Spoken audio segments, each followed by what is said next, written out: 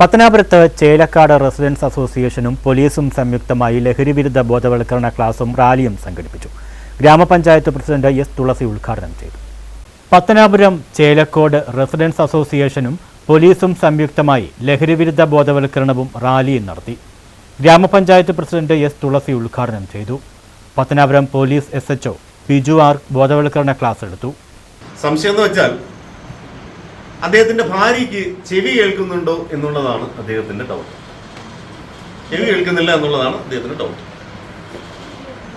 അപ്പോൾ അദ്ദേഹം തന്റെ ഫാമിലി ഡോക്ടറെ അടുത്ത് ചെന്നിട്ട് പറഞ്ഞു, നല്ലയോ ഡോക്ടറെ, എൻ്റെ ഭാര്യയ്ക്ക് ഇങ്ങനെ ചെവി കേൾക്കാൻ കഴിയുന്നില്ല, എന്തെങ്കിലും ഒരു മരുന്ന് തരാം. അപ്പോൾ ഡോക്ടർ പറഞ്ഞു, ഞാനിങ്ങനെ പേഷ്യന്റിനെ കാണാതെ ചികിത്സിക്കാറില്ല, നിങ്ങളുടെ കാര്യം ചെയ്യൂ, നിങ്ങളുടെ വീട്ടിൽ ചെന്നിട്ട് നിങ്ങളുടെ ഭാര്യയുടെ കേൾവിക്കുറവിന്റെ പരിധി ഒന്ന് അറിഞ്ഞുകൊണ്ട് വരാൻ പറഞ്ഞു.